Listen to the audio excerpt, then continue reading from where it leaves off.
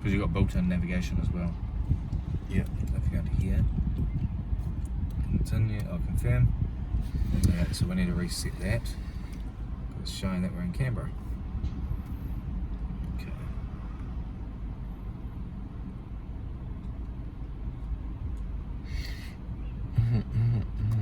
Change that, GPS, time zone. Wait, we're in Auckland. Exactly, yeah. It's just around the corner. Sorry, some of these come up and it shows that we're in Canberra because of the GPS system. So what we need to do is we need to go for a little drive and get it to register. So I had this happen to a customer of mine the other day. We went for a drive up around the roundabout, didn't pick it up, but then give it a couple of days and it managed to sort of pick up with the satellite and rebooted basically on where you are. So we can do that, give it a couple of days of you driving around and see if it's still there. If it's not, let us know and just bring it back and we might have to pull up the aerial behind the dash to get it to sync up. Can we do it with the two-wheel Oh, the drive? four-wheel drive. Okay, so this one here, basically you've got to drive it two-wheel drive high on everyday driving on the road, okay? You can't drive it full high. So with it, you can go full high. Okay, so Yeah, you don't do anything with the No, clutch? no, Okay. So you don't have to. So now it's in four-wheel? Yep, so that shows up on here, so the It green. does, yeah. Yep. Okay, yeah. Now to go into four-wheel drive low, you need the vehicle to be in neutral. So pop your foot on the brake and put it into neutral. One more down. This reverse thing. Oh, it's still reverse. So it shows up on here what gear we're in for neutral. Yeah. Now with that, push that down. Okay. Once it's in four-wheel drive low, it turns off your front collision mitigation, turns off your Yeah. electronic stability control. But apparently you don't often go for the low, yeah. Unless you're basically driving down a really steep race or something like that, or slippery farm, muddy farm type thing. Four-wheel drive low is just really crawling, walking you out of a bad situation. Go back to four high, Okay. puts those automatically back on, and then you just go back up to two high. Okay, so this is without the clutch, you simply do it As here. long as your wheel's straight, the steering wheel's straight, and sometimes it's easier just to be stationary and neutral. It So has to click be it in. straight because, okay. Yeah, there's right, that green, diagram of the car and the wheels when it's in four-wheel drive. Yeah, that comes up. So as long as that's not there, you know you're in two-wheel drive Yes, mode. that's right. Yeah, cool. And now it's in two. Now it's back into two-wheel drive. Yeah. All right. Okay, that's smooth. Yeah. Yeah. I had a Land Cruiser, and it, and it was quite hard sometimes. Yeah, no, You that's have to, what I meant. Yeah. fight it. Well, sometimes, and like I said, you just gotta make sure the steering wheel's straight, and sort of just make sure you're stationary as well. Okay. Now this here is your hill descent control. Oh. So if you put that on, it should be flashing a light on there somewhere. Sorry, I can't see properly. Now it comes. Yeah. Oh, there we go. Yeah. So that's going to hold your speed. So say you're going down a hill, for example, you can flick that on. That's going to hold your speed as you're going down a hill. So whatever speed you got going. And just Switch turn it off. Just push the button. So I've used these in before in four-wheel drive low range, going down a really steep race. I had this in low gear, low range, and I had the hill descent control on. And I had my feet off the brakes and the accelerator and just walked down at about 5k an hour. Right. And it was just making this noise type thing, like when it was really working with the engine braking.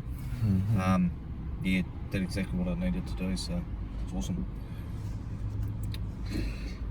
But yeah, and then now if you get a phone call. Oh, that's just the windows. Hang up. Oh, okay.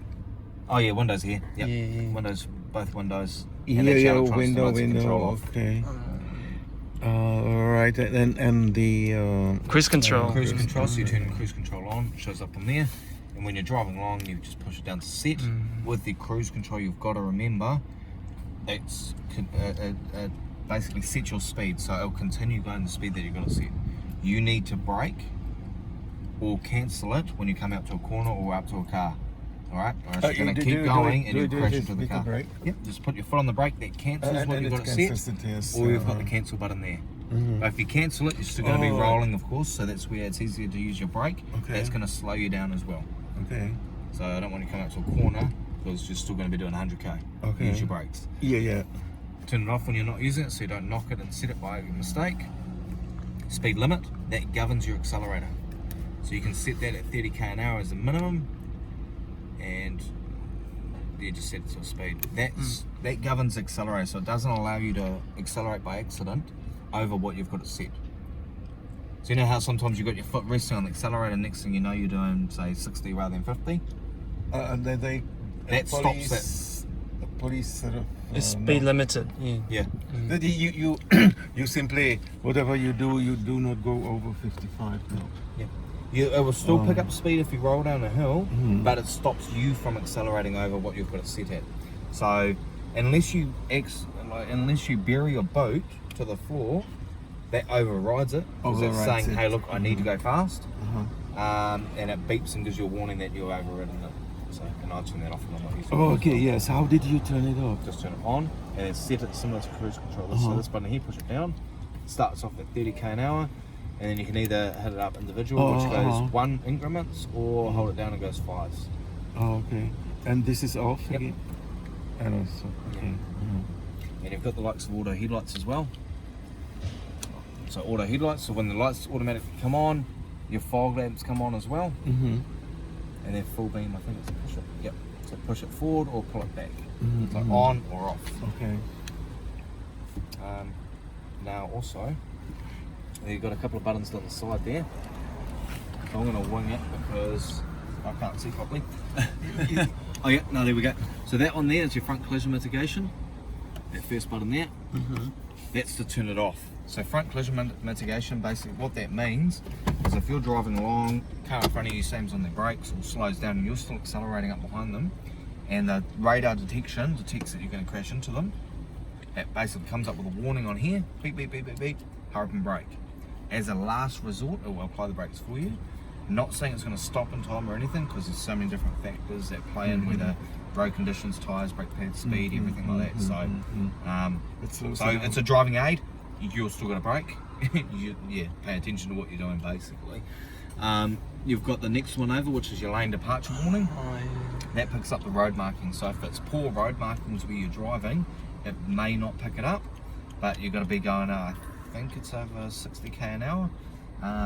And it picks up your road marking. So if you veer out of your lane, it comes up with a flashing red light on either side of the dash. That was my son.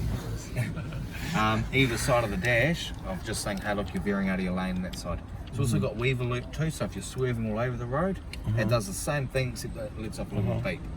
And to be honest, if you're swerving all over the road, that little beep's not going to be doing much. Does And it show somewhere overheating or something like? Yeah. If there's any issues with the engine or problems with the vehicle, it'll come up with warning lights. So it'll come up with an engine light or a caution light or something like that. That caution light there is obviously your handbrake, so if you were to take your handbrake off, that will go away. That's your seat belt. You'll also have a door. Okay. Yeah, alright. But also you've got that other button down there is your headlight washers. So basically if you push and hold that in, it squirts water at your headlights. Oh, is that how you do it? Yep. No, that one. Is there any... Oh, right, sorry. Turn your lights on first, now push it. Oh, for your headlights. Headlight Yeah. washers. So they've got little squirters, which is all Cool. the same with the windscreen. Okay. Your lights have got to be on for it to work. Oh, okay. Now one more click. Yep. Off. No, leave it on auto. Yeah. So auto, they'll automatically come on, automatically go off. Okay, and then this, It has the lights. You've got your info button here, which goes through the centre bit. So that's instant fuel economy, average fuel economy, okay. range. Okay. Range is the best one to have it on. That shows what estimated distance you have on what fuel you've got. Oh, okay. So looking at going, well, I've got a yes, quarter of a tank, okay. it says I can do 150 k's. Yeah, I'll get to the gas station in Oakley. Yes. You know, it gives you an idea. Okay. And And you've here got it that button. counts the petrol, how much Yep, it is. so it's a full tank of fuel. So this button here, you got trip meter, trip A or trip B Oh, okay. on there. And then this one here is your brightness of your screen. Okay. Oh, sorry. If you turn it, is it brightness?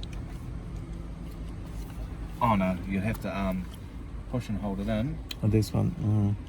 You push and hold it in, it brings up another settings menu. And that's where you change your brightness and stuff on there. Brightness and fuel. I like having fuel economy. 8 litres per 100k. Oh, yeah.